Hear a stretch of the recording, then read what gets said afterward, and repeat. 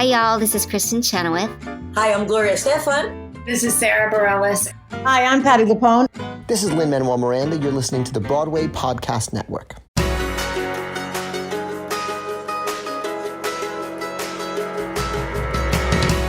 Welcome back to the Theater Podcast, intimate personal conversations with the industry's biggest names. This episode is with J. Armstrong Johnson, who, as he puts it, is a queer kid from Texas. He found his tribe in musical theater after being bullied and growing up in a place where he didn't quite feel like he fit in. His perspective on life is really cool because he supported himself at such an early age. He put himself completely through college, and now he wants to pay it forward and give back as much as possible so that others can possibly have the same opportunity to find the success that he's found. He's just really, really such a sweet guy. And we talk about this in the episode. He's just one of the nicest people I know and the most genuine people that I know. Just a quick reminder to make sure you follow me on Instagram and Twitter at theater_podcast, on Facebook/official theater podcast. Please leave a rating or a review wherever you are listening. And now, everybody, please enjoy this episode with J. Armstrong Johnson. Here you go. 1, 2, 3.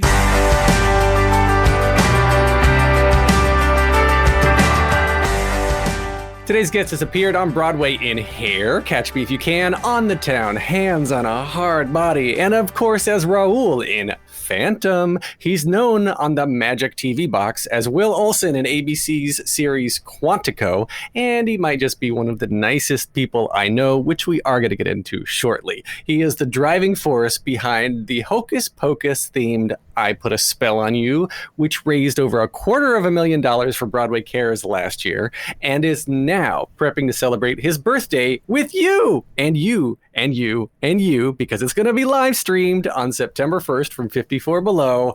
J. Armstrong Johnson, welcome to the Theater Podcast. Oh, Alan, what a lovely introduction. You made me tear up a bit. Really? A little bit, yeah. Well, you are super nice because I was just, I Google people's names and I look up credits and things to prep for these interviews, and I put in J. Armstrong Johnson, spelled and spoken correctly, into the Google machine, and one of the first videos that comes up is singing to healthcare workers. And I'm just like, you just go out and you're helping the homeless and you're singing to healthcare workers. And I put a spell on you. You're going to do again this year, 2021. And I know that the details are still being worked out at the time we're recording this. So obviously, to listeners, where's my link? Go to broadwaycares.org/spell for the latest info, because it's going to be changing between now and when this episode drops. Right. But why are you doing all of this? What is going on? And okay, for those who don't know, I Put a Spell on You. Let's start there. What is that for people who don't know?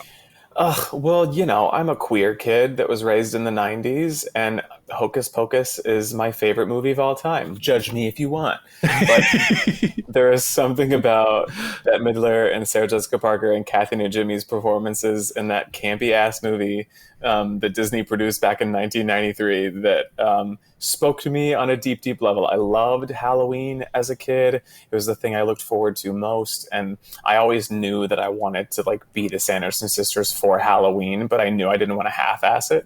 I knew that I needed money and designers to really pull off the look. So after being on Quantico for 3 seasons, I had some money in the bank, and I started producing my own concerts at 54 Below, and I have a live album because of it. So when we dropped the live album, we decided to do our CD release party at 54 Below, and it happened to be in October. And so I had this wild idea to make it a Halloween CD release party. So I got my buddy David Withrow, DW, to do costumes, and I got my girl Katie Beatty to design wigs, and I brought on some friends to do our makeup. And so I just decided to put a Halloween show on in conjunction with this CD release. And then I realized that I spent all this money on costumes and hair that I was like, well, this thing should live on.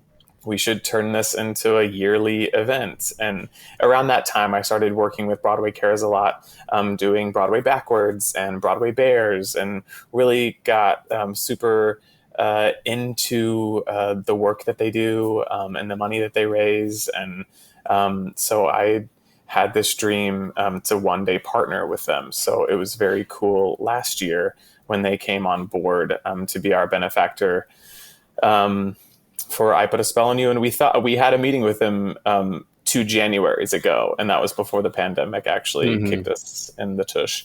So they said that they'd be down to do it. And then the pandemic happened and we pivoted and then put together a virtual event. New York in the phase 4 of reopening during the pandemic was allowing for television and film production because live theater was not back by then. And so we really decided to go all in, and we wanted to not just put on another Zoom concert from our homes. We really wanted to produce it well and give the people something that was different and exciting and fun and ridiculous. And it was 6 or 7 months into this crazy pandemic, and there were just a bunch of artists that were sitting at home doing nothing, and almost everyone that I asked to come on board, regardless of whether they were hair or makeup or wardrobe or music artists or editors or directors of photography or whomever it was, came on board and gave 110%. And then we ended up raising $250,000 and produced something that everyone was really, really proud of.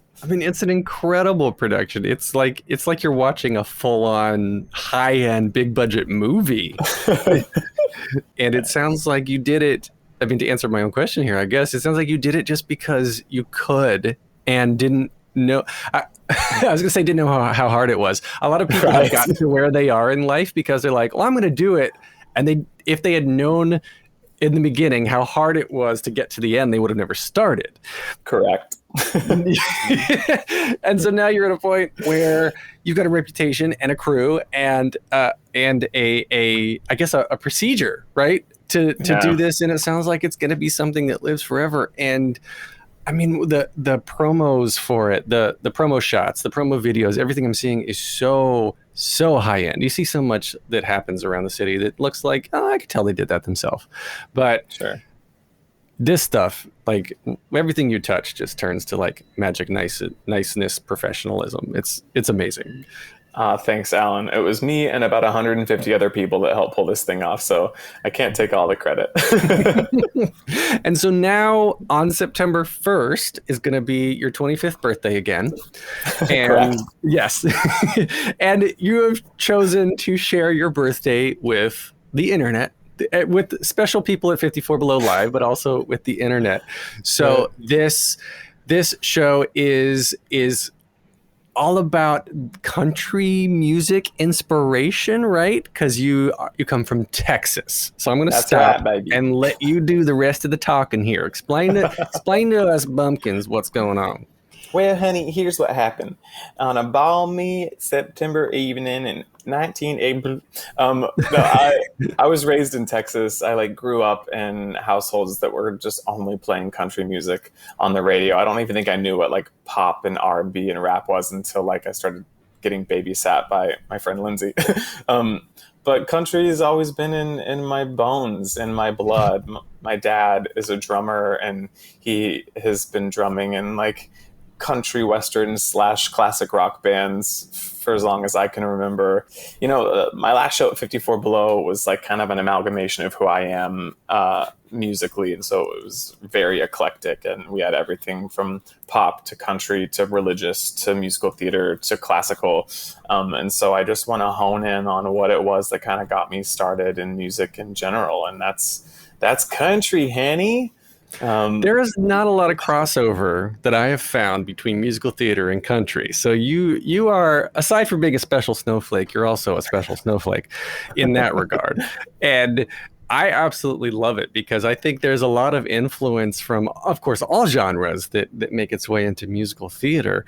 But and I want to touch too on the cultural aspect of growing up as well, because like you said, you're a queer kid in Texas.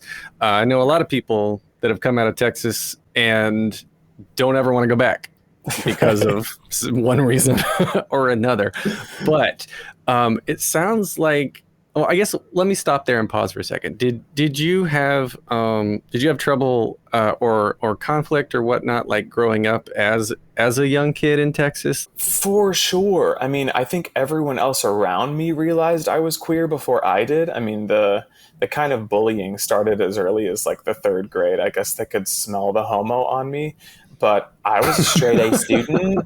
And I went to church every Sunday, and I was, an upstanding citizen to my head. And so the kind of messaging around homosexuality was that it was an abomination, and then it was bad. And then I convinced myself that I couldn't be queer even a little bit because I was a good kid. And so, yeah, it really was kind of torture. It was torture in my early years, starting as early as third grade. And it wasn't until I found theater where like my life actually took off, where I found those humans, my tribe, that were misfit toys like me.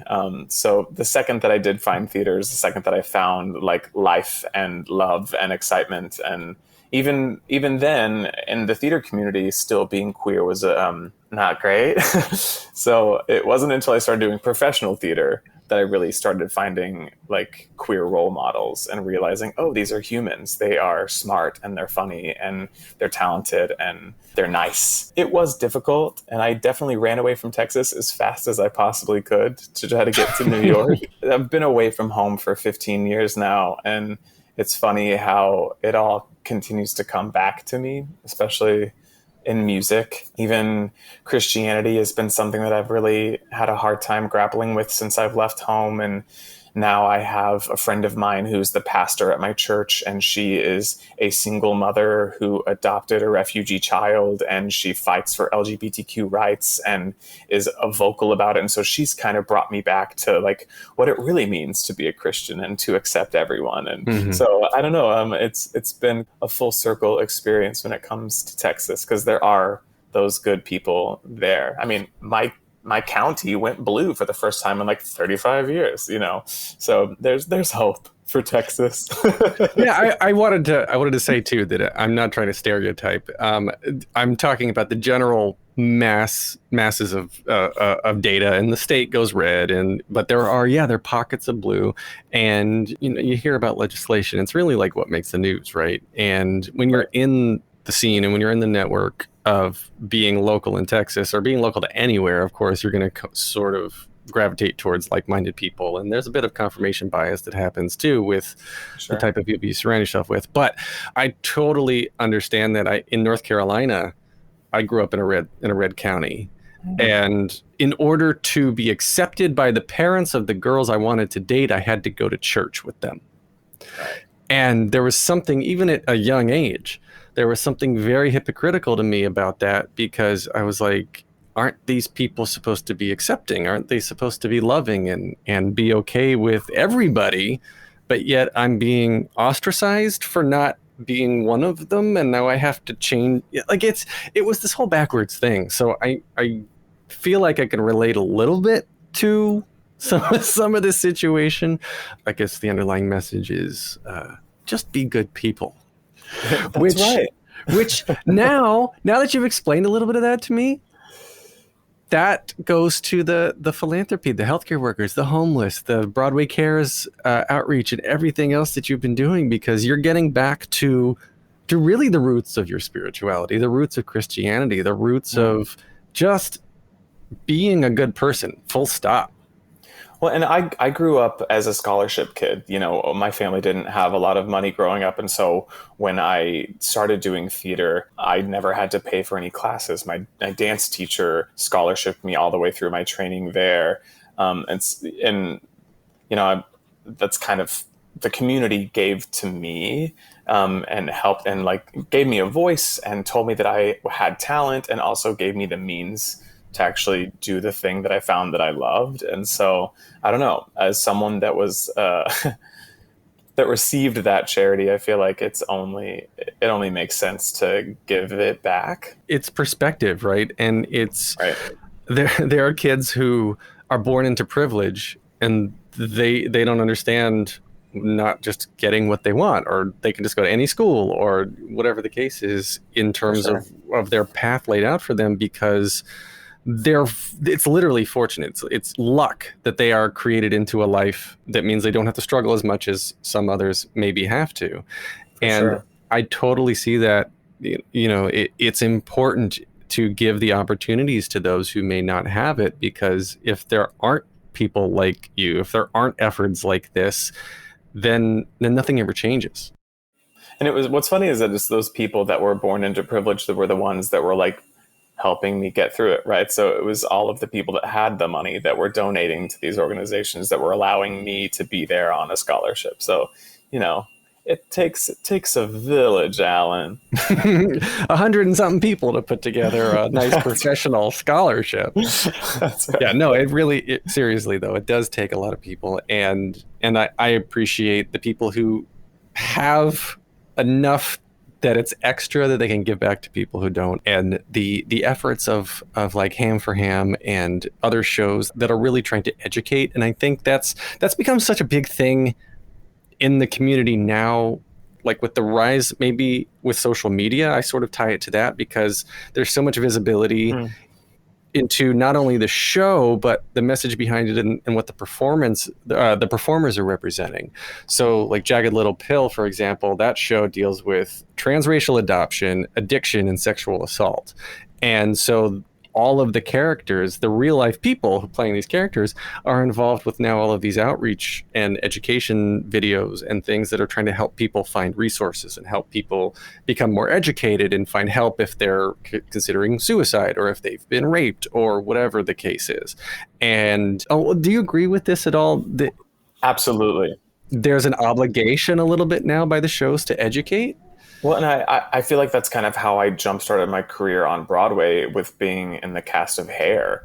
I mean, I talk about this often, and how it was like such a life-changing experience, not just because I was fulfilling my lifelong dream of being on Broadway, but it was around the same time that we were fighting for marriage equality. And so our cast, led by Gavin Creel, who started Broadway Impact, we were living the life of the 60s hippies on stage, but then off stage we were going to rallies in Times Square, and our producers allowed us to march on Washington for marriage equality. And we sang at the Capitol in front of 30,000 people, Let the Sun Shine In, after Lady Gaga gave this like crazy speech saying, "Do you hear us, Obama?" So this idea of like social justice became this like theme that I needed my career to have. I didn't just want to get up there and do a kickball change and sing a high C.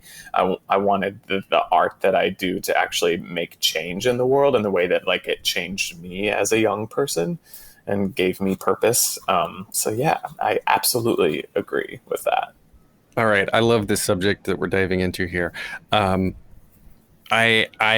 trying to figure out what my question is, because as you're saying this, there are the good people. Of course, there are the good people everywhere, and people trying to help, people trying to educate, people trying to inspire, and literally just donate to create the financial backing to allow these programs to exist. So thank you to all of you who you are. But in this industry, we've seen lots of not so good guys and not so good people, the Scott Rudins of the world now, that like your time is up and you can't be a jerk anymore.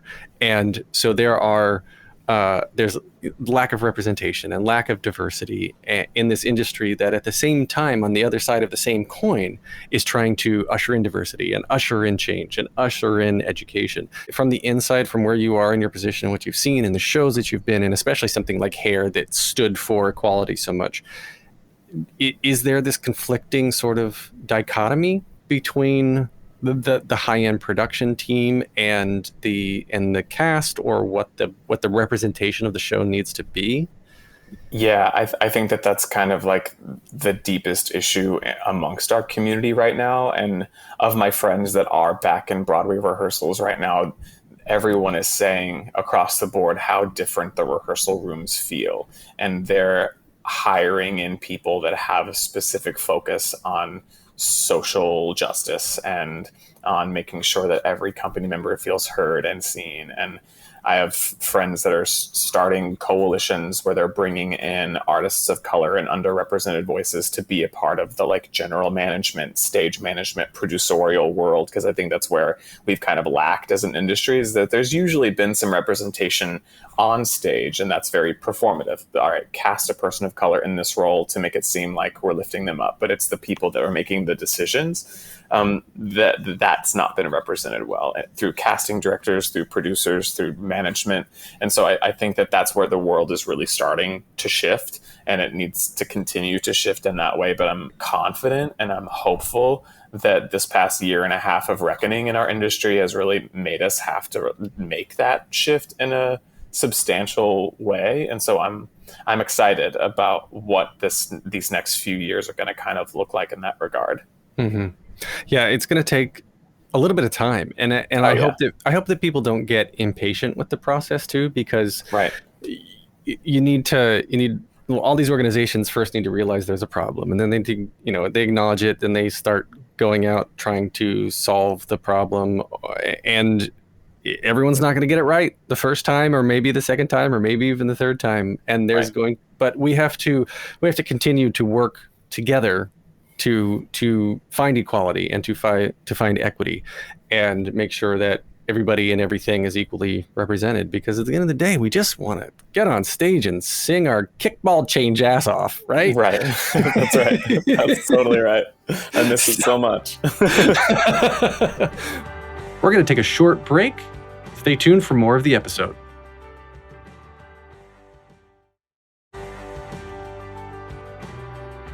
We skipped over the part where you found theater and found your tribe, so I want to get into that. How did you first decide that you were getting into theater, musical theater specifically, maybe, and like start looking for dance classes and scholarships? What's wild is that it was actually through the friend of mine that's now the pastor at my church. Her name is Allison Lanza, and her brother David Lanza were a part of this community theater group called Kids Who Care. And so I was starting to sing in the church choir as a boy soprano, and that family kind of saw that I loved to sing and that I had some talent in that area. And so they kind of brought me to Kids Who Care. And, you know, my very first audition was for A Midsummer Night's Dream, the rock musical. And I got cast as Puck. And so that was the first time I stepped onto a stage that had a full set and lights and stage haze. And I remember that first day of tech being like maybe one of the more magical days of my life. And that's when like that theater bug really bit me. And I said, this is what I'm going to do for the rest of my life. And it also happened that my parents were going through a divorce around that time. And so it was a fantastic escape from my like tumultuous home life to then go and find very fanciful, exciting new space where I was accepted and elevated and loved and kind of groomed by a community of people when I hadn't felt that previously. That sounds fucking amazing. So I think, how old were you at this point? I was 12. 12. That's I think one of the worst years. I know, right? Oh my God. That's like puberty starting to hit, and you're like, what is this feeling that's happening to my body? Yeah. I remember being 12. It was horrible. And finding, I think it was around that time too, that me too. It was a time when I was like, I think I need something more. I don't like the jockey, sportsy, beer drinking kind of path. That's not my avenue. But what else is there in this tiny town filled with religious zealots? And it turned into, for me, a lot of choir and community theater, and just an open-mindedness, a group of people with open-mindedness that just didn't care what your background was. Right. And it felt really good. So I'm totally with you. All right. So then dance classes and singing, you're 12, going into community theater. And was there ever a moment from that, or I guess, was there ever a process or a path that you thought you might go down that was different from community or from musical theater? Or were you just like, this is it, this is all I really want to do now? I mean, I kind of knew at an early age that I wanted to be an actor. I don't know why I thought that, but like as early as like the fifth grade, when Mr. Ingram's class was putting on the annual Romeo and Juliet play, the much abridged version, I knew, like, my sister played Juliet the year before me, and like I wanted to play Romeo so badly, and I was one of the only maybe boys that wanted to wear white tights and recite Shakespeare in front of the entire school body. So there's always been something in me that wanted to do that. I wanted to be an actor. I even wrote Mr. Ingram a note saying, please consider me for the role of Romeo. And I think I was the only person that actually did that. But I guess if I had, I was a big swimmer up until that point. I was like winning gold medals at like the country club. Because there was a while that my family was doing pretty well financially. And so we were part of a country club, and I would swim every single day, and I was like a little fish. And so I thought swimming was going to be my path. It's kind of always been theater and acting. No, it's interesting because I guess you just find stuff that you're naturally good at. People just kind of gravitate towards it. But yeah, it's the tribe. It's the found family. And I wonder too, you said your parents were going through a divorce. Was it a time too where you were kind of just sort of looking for something stable? As a kid, right? You're seeking attention, and even adults too, but like that validation that maybe you weren't getting? Yeah, I think that I think because school life was so terrible, and like I didn't really have friends, and I spent my lunch periods in the library, I think that this idea of hypermasculinity that I was not being seen as when like my parents split up and dad went away, it was almost like, oh, what a relief. I don't have this hypermasculine person in my house that I'm supposed to live up to.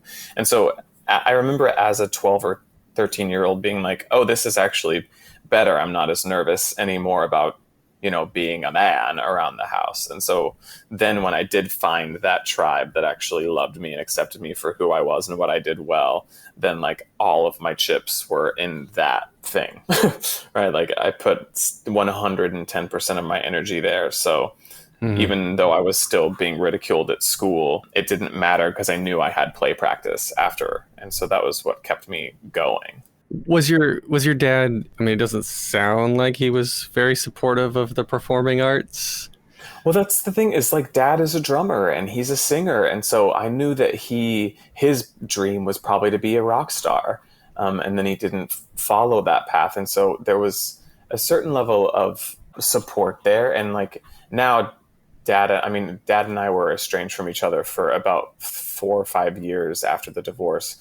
But then we started actually getting a relationship back, and now he's like maybe my biggest advocate, and he will drop everything to go wherever I'm doing a show to see it. He and my stepmom, they like make sure that they have the money to go and fly out to San Diego or see me in a show, or fly out to St. Louis and see me at the Muni, or come up to see me in a Broadway show, or even in an off-Broadway show that they might not like the character that I'm playing because I was playing a crazy Boy Scout. But, yeah, it's I think at the beginning, because of how dad was raised in that hyper-masculine Southern way, that's just the way that you raise a boy. And I think my mom had the same thing. So I can't fault them for maybe me making not feel like I was on the right path, because that's just how they were raised as well. But, now that they've seen how happy I am and how successful I've been, I have nothing but support from those peeps, and they love me for my big queer self now.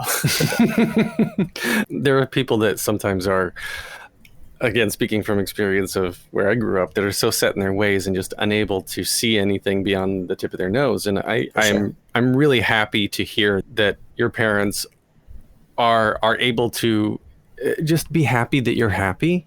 And a lot of people don't have that. They'll come out to their parents and then they get kicked out of the house, or they want to go into something that's not being a lawyer, a doctor, or any of the other, put in air quotes now, guaranteed money-making jobs, which not even that's the case really sometimes anymore. And they just get ostracized and get crapped on all day long by their parents for not having something that is eventually, I think, going to benefit the parents, right? Right.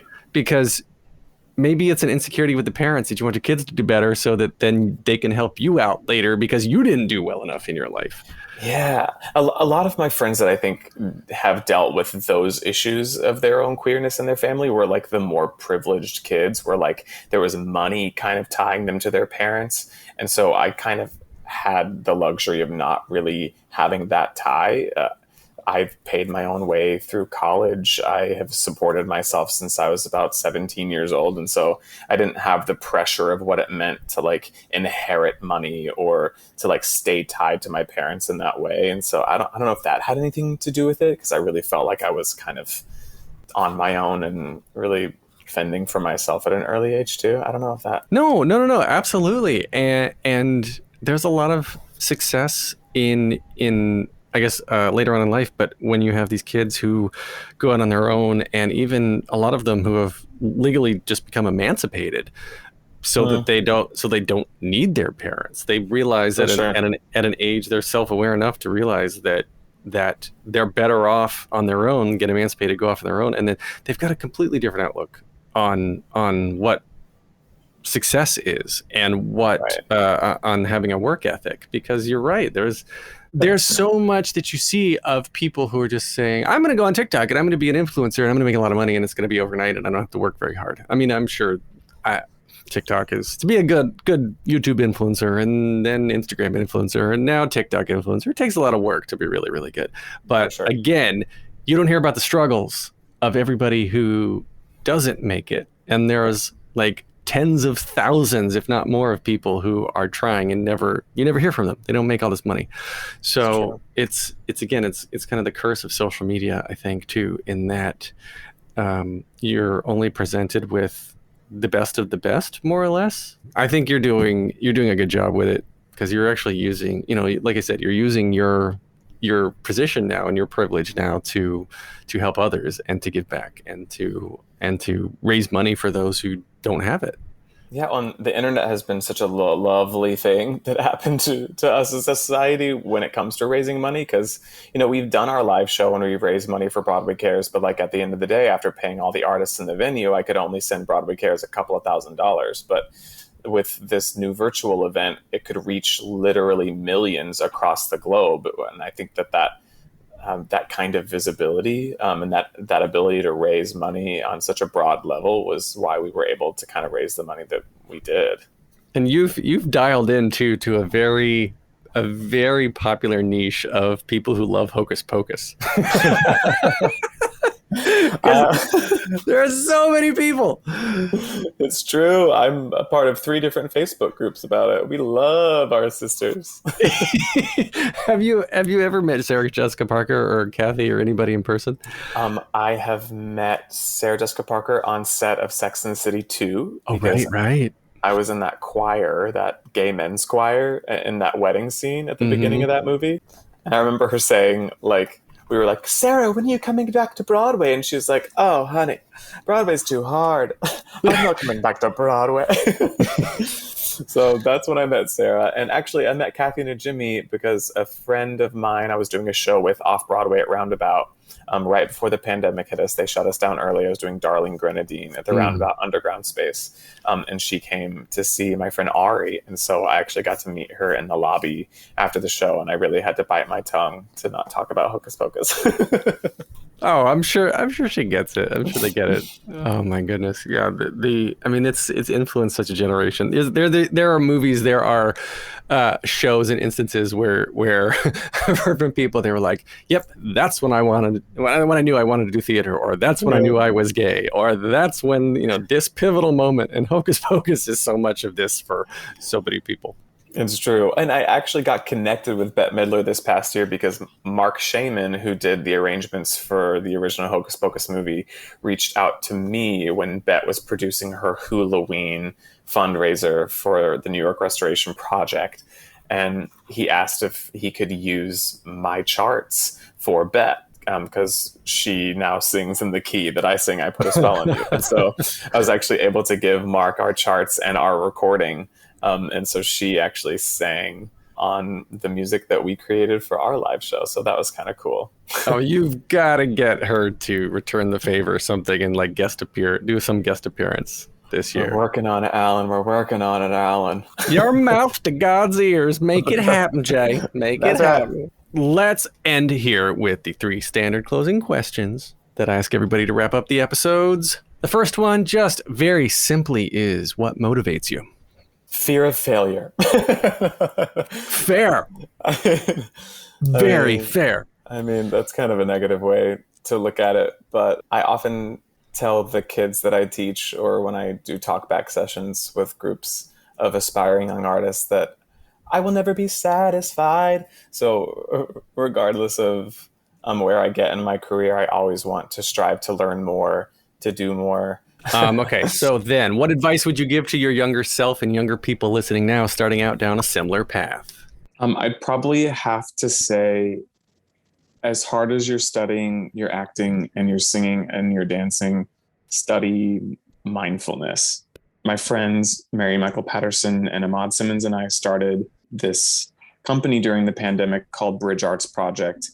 And it was a way for us to kind of reconnect, especially with our DFW arts world. And it's an education and mentorship program that actually goes into schools and different arts institutions to teach master classes and to start mentoring young aspiring artists. And that's a huge part of what we're doing, because we feel like when we were taught the kind of old school way of learning how to be a theater artist was to like go hard, to eat nails, to like put the art above everything else. And so as we like found ourselves in the industry and doing 8 shows a week on Broadway and the pressures of what it means to kind of deliver on that level, on like an Olympic type level, we started finding our like mental health practice way later in life. And so I feel like if we can start instilling that idea of mindfulness around our practice of what it is that we do artistically, that I think that it'll set artists up for way more success in the future. I love that. And I could not agree more. It's so important to maintain your mental health as much as your physical health. And I've said it a bajillion times on this podcast. Broadway performers are the Olympians of theater. I'm glad you said that too. Okay, Cool. Last question then. Hardest one. If you could only see one show for the rest of your life, but you can see it as many times as you want, what would you see? Oh my God. That is a wildly hard question. Oh man. It would probably have to be Hair, if I'm being completely honest. As someone that was a swing in that show, I did watch it 17 million times because I was mostly off stage, and I watched it with new eyes every time I watched it. Specifically that 2009 revival. I mean, it was just really beautifully done by Miss Diane Paulus. And so, yeah, it's Hair. It's always going to have that place in my heart. That cast is always going to have a place in my heart. We still have a text thread that's been going for 12 years, and we text each other almost every single day. Wow. So just anytime I hear a song, whether it was from the original recording or from our recording or some cover of it, it always gives me nostalgia and happiness and hope and all the good feels. So I guess it would have to be Hair. All right, so everyone check the show notes for the ticketing and live streaming info for his birthday show on September 1st. Happy early birthday, Jay, by the way. Hey, thanks, Alan. You don't look a day over 25. And if you're in town, go see it in person on 54 Below. Of course, check BroadwayCares.org/spell for the latest info on the Hocus Pocus themed I Put a Spell on You, and just give back if you're able to. Where else can we find you online? You can find me on social media at J_A_Johnson, because I wanted to make your life really difficult when you type that in. Other than that, yeah, that's where you can find me. Or go to my website, jarmstrongjohnson.org, which I probably should update soon because, well, it's been a while. You can get more of me at thetheaterpodcast.com. I'm on Instagram and Twitter at theater_podcast, because I also like making people's lives hard. I'm on Facebook /official theater podcast. Please leave a rating and a review wherever you are listening. Tell your friends. Thank you to Jukebox the Ghost for the intro and outro music, and J. Armstrong Johnson. Thank you so much. This has been such a fun chat.